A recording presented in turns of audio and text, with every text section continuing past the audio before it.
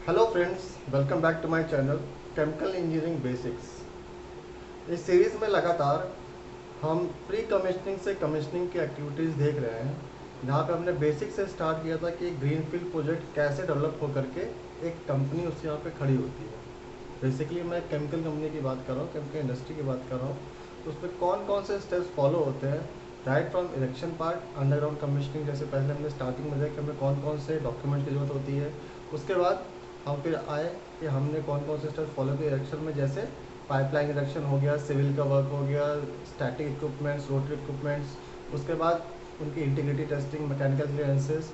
Last हम अभी जिस सीरीज़ पे है वो है केमिकल क्लीनिंग, जो हम करने जा रहे हैं। मीन्स फ्लशिंग एक्टिविटीज़ हमने लास्ट में देखा था, उसी कंटिन्यूएशन में अभी आज हम देखेंगे केमिकल क्लीनिंग्स जो होती हैं वो कब होती हैं, किसके लिए होती हैं और कैसे होती हैं। सो फ़िलहाल के लिए स्टार्ट करने से पहले आप लोगों से गुजारिश है कि अगर आप लोगों को मेरा चैनल पसंद आ रहा है तो प्लीज़ मेरे चैनल को लाइक, सब्सक्राइब और शेयर कीजिए, ताकि दूसरों तक भी ये जानकारी पहुंच सके। जो मैंने अपने 6 साल का एक्सपीरियंस अपने गेन किया, मैं उसको आप लोगों तक पहुंचाने की कोशिश कर रहा हूं। साथ ही साथ इसके आगे कमीशनिंग और प्री कमीशनिंग की एक्टिविटीज़ ख़त्म होने के बाद मैं केमिकल इंडस्ट्री में जितने भी इक्विपमेंट्स यूज़ होते हैं उन सब के बेसिक प्रिंसिपल्स और उनको समझाने की कोशिश करूँगा। इसके अलावा आपके पास कोई भी सवाल मेरे कमीशनिंग और प्री कमीशनिंग एक्टिविटीज़ में से कोई भी बचता है तो प्लीज़ कमेंट बॉक्स में लिखिए। मैं कोशिश करूँगा कि आपके सवालों का जवाब एक सेपरेट वीडियो में दूँ। So let's start flushing activities में। आज हम जो है केमिकल क्लीनिंग की बात करेंगे। केमिकल क्लीनिंग एक्चुअली में क्या होता है, मीन्स एक्चुअली में हम कहाँ कहाँ पर उसको एम्प्लॉय करते हैं वो समझना बहुत ज़रूरी है। केमिकल क्लीनिंग हम हर पाइपलाइन में नहीं करते हैं। जैसे हमने पिछले फ्लशिंग एक्टिविटीज़ देखा था कि हम क्या क्या फ्लशिंग एक्टिविटीज़ करते हैं। जैसे वाटर फ्लशिंग हो गया, सर्विस फ्लशिंग हो गया, रोटमल क्लीनिंग हो गया। अभी हम केमिकल क्लीनिंग की बात करने जा रहे हैं।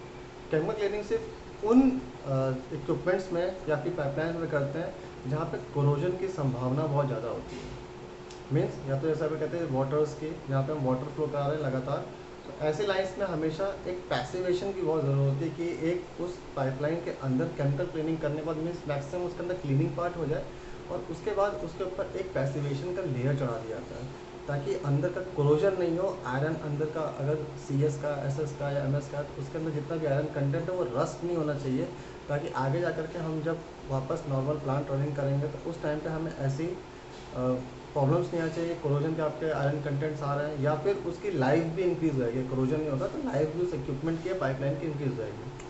सो अभी आज मैं एक एग्जांपल लेकर के स्टार्ट करूँगा। जैसे हम एक हीट एक्सचेंज की अगर क्लीनिंग करते हैं, केमिकल क्लीनिंग करते हैं, तो वो कैसे होती है। I just take a brief कि हम लोग जो भी मैं आपको जो आज दिखाने जा रहा हूँ, इट जस्ट कि मैंने जो लास्ट केमिकल क्लीनिंग अपने एक्सपीरियंस से किया था, मैं उसी को शेयर करने वाला हूँ। So just on the basis क्या क्या स्टेप्स फॉलो होते हैं, these are the basic step जो हर कंपनी में कभी भी केमिकल क्लीनिंग होगी तो यही फॉलो होते हैं। जस्ट जो केमिकल्स हैं they can change depending upon the service जिसके लेके हम क्लीनिंग करने जा रहे हैं। सो जो बेसिक स्टेप्स है फ्लशिंग के अंदर, जब हम केमिकल क्लीनिंग की बात करते हैं तो सबसे पहले आता है वाटर फ्लशिंग। वाटर फ्लशिंग क्या होता है, जैसे मैंने पहले भी बताया था लास्ट वीडियो में। वाटर फ्लशिंग में हम लगातार जो भी पाइपलाइन हमको क्लीन करना है उसके अंदर वाटर प्रेशर से भेजते हैं एक साइड से और दूसरी साइड से निकालते हैं, ताकि उसको जितना भी डर्ट और डब्रिज कुछ भी हो वो क्लियर आउट हो जाए। और दूसरी चीज़ इसमें भी हमारे पास हर पॉइंट के बाद जितने भी स्टेप्स हम फॉलो करें, हर के बाद लैब रिजल्ट्स आते हैं, चेक पॉइंट्स हैं हमारे जो कि लैब से वेरीफाई होते हैं, जिसके बाद हम समझते हैं कि हाँ हर एक स्टेप कंप्लीट हो गया है। तो वाटर फ्लशिंग में ये हम तब तक करते रहें जब तक कि उसका pH हमें लगातार 7 नहीं हो जाता और टर्बिडिटी हमारे लिमिट्स के हिसाब से कम नहीं जाती। मीन टर्बिडिटी मतलब उसके अंदर डस्ट पार्टिकल्स जो भी हैं या जो भी उसके अंदर मटेरियल आ रहा है या प्रेसिपिटेट फॉर्म हो रहा है, उसकी जो है वो एक लिमिट रहती है कि वो बहुत ज़्यादा नहीं होना चाहिए। मीन्स हमारे लिमिट्स हर चीज़ के लिए हर कंपनी के अंदर अलग अलग स्टैंडर्ड्स हैं। तो जब भी आप केमिकल क्लीनिंग जाएंगे तो आपके पास एक यू कैन से एक SOP रहेगा कि हमें कितनी टर्बिडिटी चाहिए, कितनी pH चाहिए। सो फॉर वाटर फ्लशिंग हर जगह पे आपके लिए pH हमेशा 7 होना चाहिए। सो वाटर फ्लशिंग हम कर लेंगे, अमाउंट ऑफ वाटर उसके अंदर फ्लो कराते हैं और फ्लो कराने के बाद हम उसका लास्ट में pH चेक करते हैं, हमें लगता है कि पानी साफ़ हो गया है। तो वाटर फ्लशिंग कंप्लीट करने के बाद फिर हम अभी सेटअप करके दिखाते हैं कि हम कैसे सेटअप रहता है। तो सेटअप में एक्चुअली में क्या होता है, जैसे मान लेते हैं कि हमें एक हीट एक्सचेंजर है, एक सर्विस वाटर की लाइन है, एक कूलिंग वाटर की लाइन है और एक हीट एक्सचेंजर है।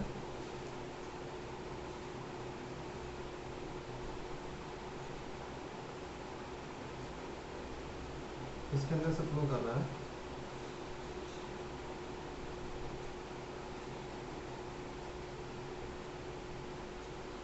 हमें इसको क्लीन करना है, हीट एक्सचेंजर को, हीट एक्सचेंजर को क्लीन करना है, केमिकल क्लीनिंग करनी है इसके एक्चुअली में। तो हीट एक्सचेंजर के ऑपोजिट साइड जो है सेल साइड कुछ भी जा रहा होगा, लेकिन फिलहाल हम ट्यूब साइड से कहते हैं फुल ट्यूब साइड की क्लीनिंग करनी है। अभी हम क्या करते हैं, सबसे पहले ये एक एंड पे जहाँ से हमने इसको डिस्कनेक्ट कर दिया होगा, दो एंड पे हमने इसको डिस्कनेक्ट कर दिया होगा, जितना हमको सेलेक्ट किया कि हमको इतना ही लूप हमें अगर जो है कहते हैं क्लीन करना है, तो हम उसको सेलेक्ट करते हैं कि हमको ये लूप यहाँ से लेकर के यहाँ तक केमिकल क्लीनिंग करनी है। सो क्या करते हैं, एक पाइप यहाँ से कनेक्ट होता है, दूसरा एंड पाइप यहाँ से होता है। हमारे पास दो टैंक होते हैं, एक होता है मिक्सिंग टैंक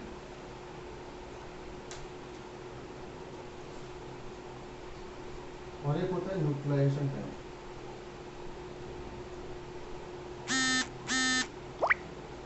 ये हो गया हमारा मिक्सिंग टैंक, ये हो गया न्यूट्रलाइजेशन टैंक।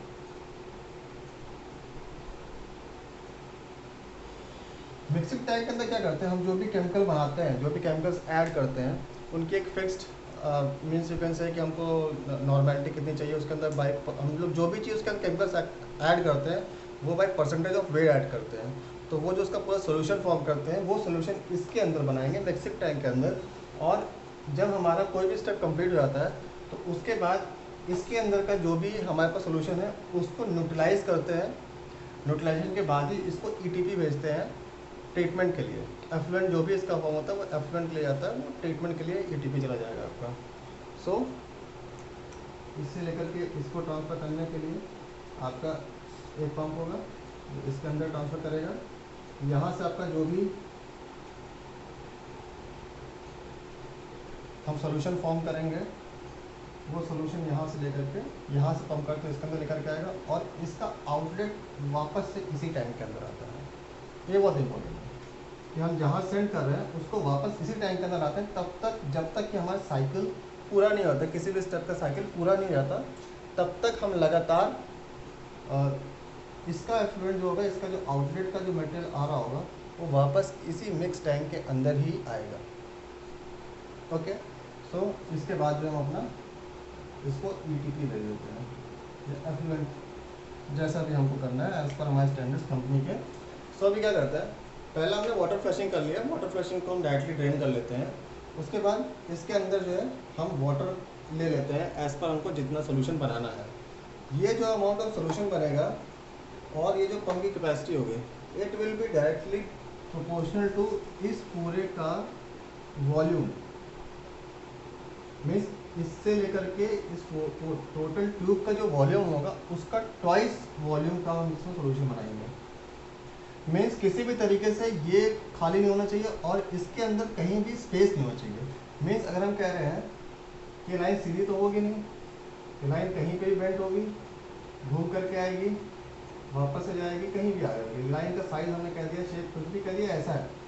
सो अगर हम इसके अंदर हमारा वॉल्यूम के हिसाब से इसके अंदर नहीं होगा और पंप जो भी पंप कर रहा है हमारा मटेरियल, वो अगर सोल्यूशन को पंप कर रहा है, अगर उसका वॉल्यूम सफिशिएंट नहीं है तो क्या होगा, यहाँ से तो हमारा फ्लो कर रहा है मटेरियल, हमारा यहाँ से फ्लो करता हुआ जाएगा, ऐसे लगातार भरता हुआ जाएगा, लेकिन जब यहाँ से मूव करेगा तो यहाँ से डायरेक्टली यहाँ पे आ जाएगा, ड्रॉप करेगा एंड फिर फ्लो करके बाहर आ जाएगा।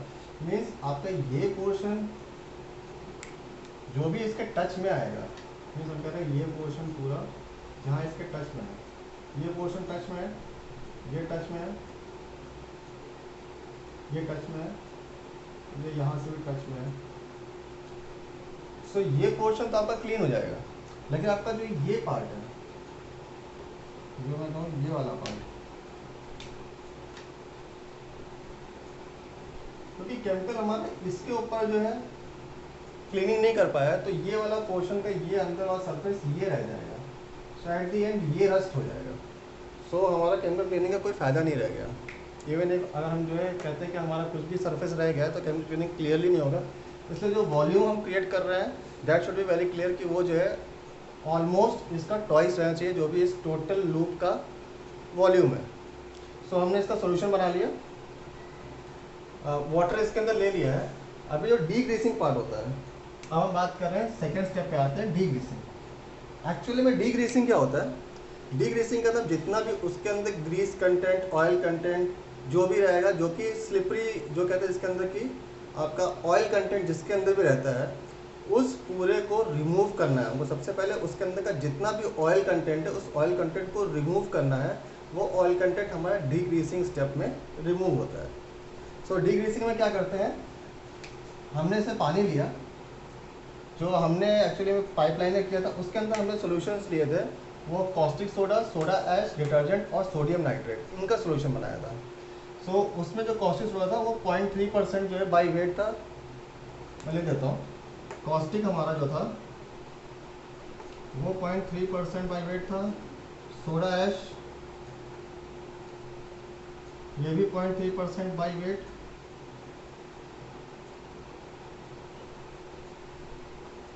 डिटर्जेंट इसमें यूज़ करते हैं क्योंकि डिटर्जेंट से क्या होता है, आपका ऑयल कंटेंट जो होता है वो आराम से रिमूव हो जाता है। सो ये जब लिया तो ये आपका 0.02% बाई वेट। एंड लास्ट में हमने सोडियम नाइट्रेट यूज़ किया जो only 0.01%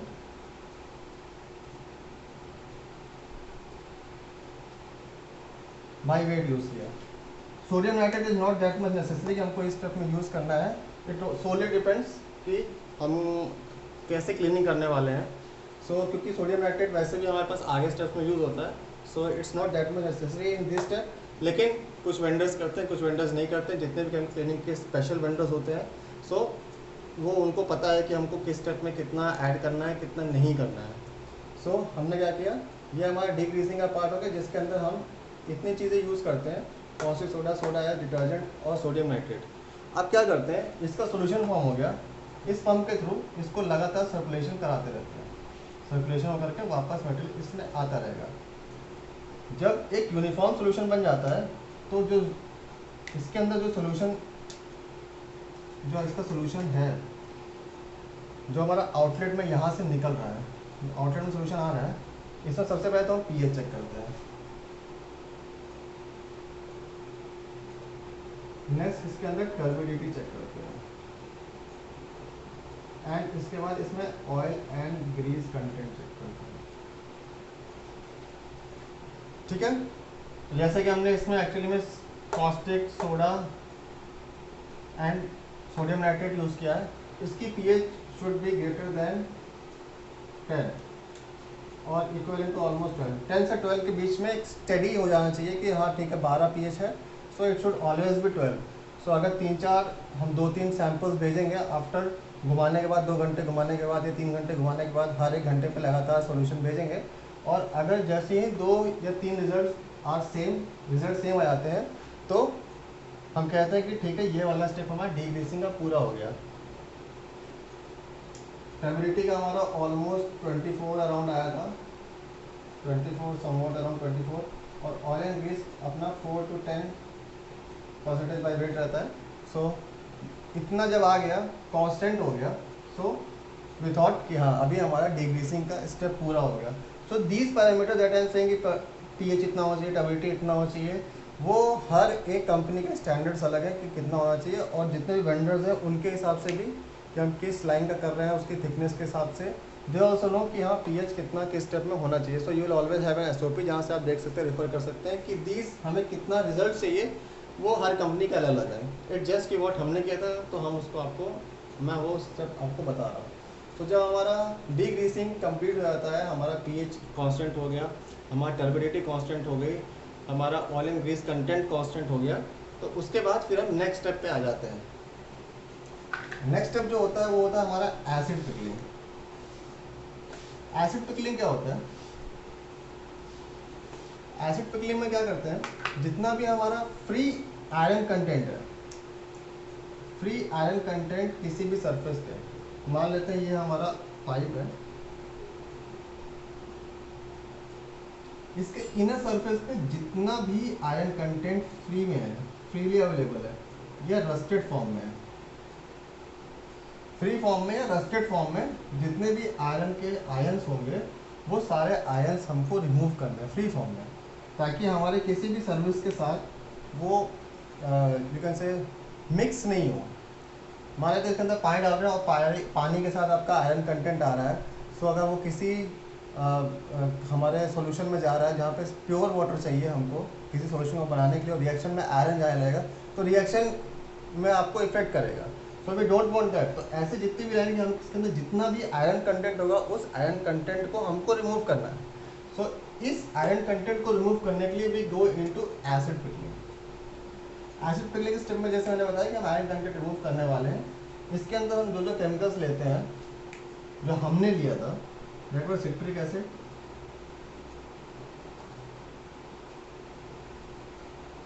रोडीन 92B and ammonia solution था। हाँ, citric acid was 0.3% by weight, Rhodine was 0.2% by weight, and ammonia was 1.5% by weight.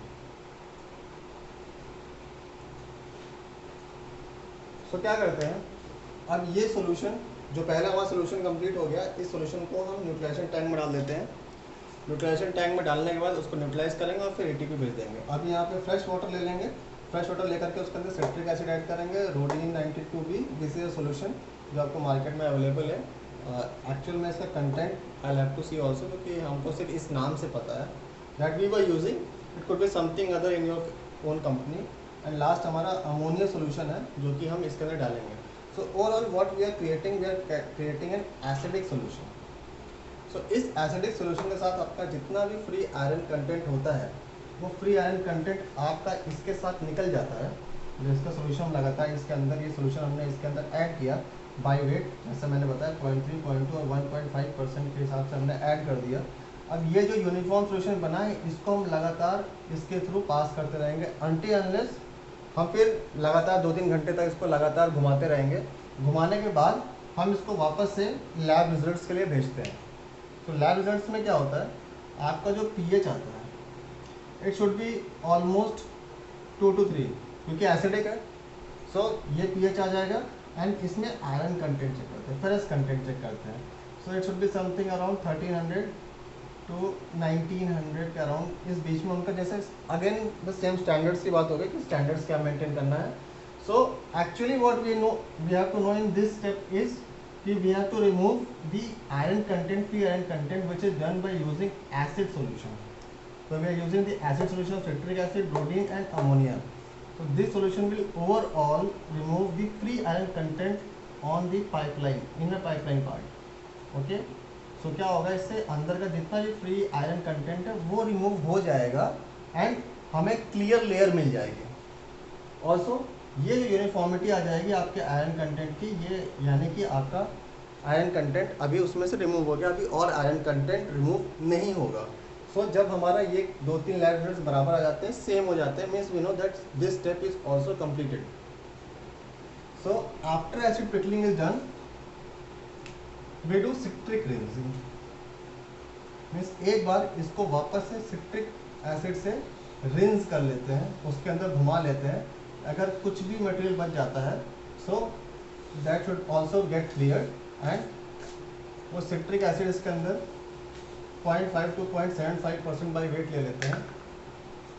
इस सॉल्यूशन के अंदर अब हम सिट्रिक रिंजिंग के अंदर क्या करते हैं, 0.5 to 0.75% बाई वेट इतना अमाउंट ऑफ सिट्रिक एसिड इस टैंक के अंदर वाटर के साथ, फ्रेश वाटर के साथ ऐड कर लेते हैं और फिर सिर्फ उसको घुमाते रहते हैं कि if something else is remaining वो उसके साथ क्लियर आउट हो जाए एंड लगातार 1-2 घंटे तक घुमाते रहते हैं। घुमाने के बाद इसमें अपना pH, turbidity and Fe, ferrous content, it should again get constant आ जाना चाहिए। अगर कांस्टेंट आ गया मतलब हमारी सिट्रिक रिंजिंग हो गई है। अभी we are ready for forming a passivation layer. तो अभी क्या करते हैं, हम जाते हैं 5वें स्टेप में जो कि है पैसिवेशन का। पैसिवेशन स्टेप में क्या करते हैं, ये हमारा अंदर का आयरन कंटेंट जो फ्री आयरन कंटेंट था वो तो रिमूव हो गया, मीन्स हमने अंदर का आयरन कंटेंट रिमूव कर दिया जो भी फ्री पाइप पे था। ये पाइप है, उसका इनर कंटेंट, इनर लेयर जो थी अंदर की जितना भी आयरन रस्टिंग पार्ट था सब हमने निकाल लिया है। अभी फ्री एकदम चमकता हुआ आपको सरफेस दिखाई देगा। अभी उस सरफेस के ऊपर हमको एक प्रोटेक्टिव लेयर क्रिएट करनी है। प्रोटेक्टिव लेयर इस तरीके से क्रिएट करनी है कि वो आगे आकर के उसके अंदर से रस्टिंग नहीं हो।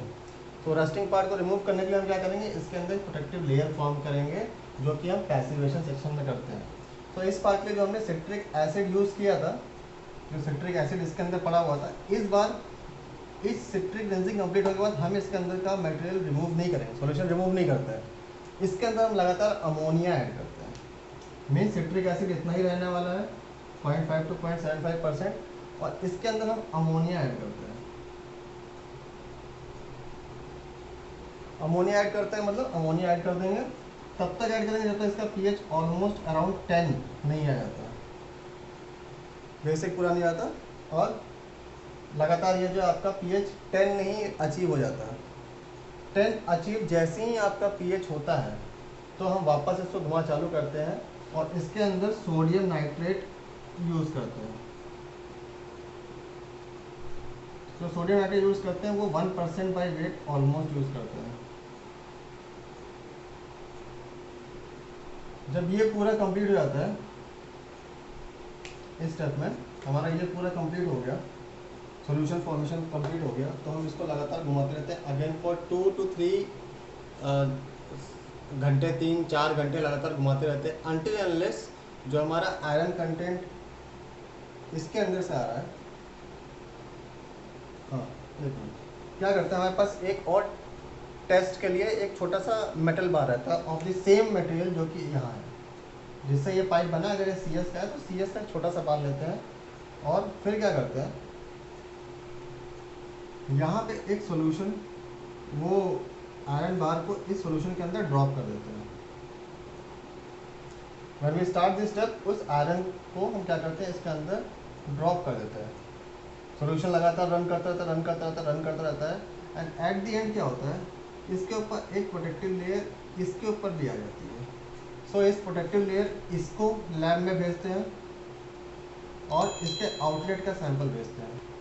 ये सैंपल पर टोटल आयरन जो है, टोटल आयरन कंटेंट जो मिनिमाइज हो जाएगा, इसका टेस्टिंग करके इसके पैसिवेशन का चेकिंग करते हैं, एंड सेम इस सैंपल का भी।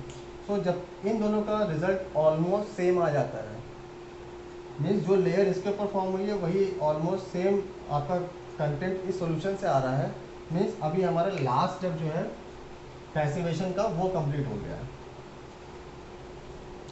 सो अगेन यहाँ पे लैब के लिए आप इसको साथ में वेरीफाई करने के लिए भेज देते हैं। अभी पैसिवेशन आपका हो गया, मतलब आपका जो ये पाइपलाइन थी वो अभी फुली प्रोटेक्टेड हो गई है, अंदर से इसके ऊपर एक लेयर फॉर्म हो गई है।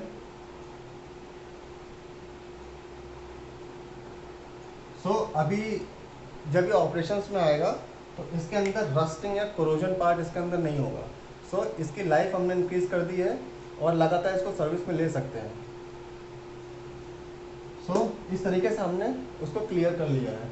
अभी क्या होता है, जब हम कमीशनिंग कर रहे होते हैं, प्री कमीशनिंग कर रहे होते हैं, तो हमने कोई चीज़ आज केमिकल कमीशनिंग, केमिकल क्लीनिंग उसकी कर ली, बट हो सकता है उसकी कमीशनिंग जो है वो हमको 3 महीने बाद या 4 महीने बाद ऐसे आएगा, मीन्स टाइम लगता है कमीशनिंग करने में। तो हम एक एक करके इक्विपमेंट की केमिकल क्लीनिंग करते रहते हैं और फिर बाद में उसको कमीशन करते हैं when everything is on track, सब चीज़ हो गया है, all this steps have been followed, और केमिकल क्लीनिंग भी हमारी कंप्लीट हो गई है 3 महीने पहले। तो कमीशनिंग में जब जाएंगे तो it will take a duration of about 3 to 4 month जो बीच में आता है, without due to anything, due to कोई भी इशूज़, वो 3-4 महीने बाद होता है। तो क्या करते हैं, इस पाइप को हम लोग नाइट्रोजन से प्रेशराइज करके रख लेते हैं। मीन्स क्या करते हैं, इसके अंदर नाइट्रोजन फिल करके रख लेते हैं ताकि moisture content and oxygen content इसके अंदर बिल्कुल भी नहीं है।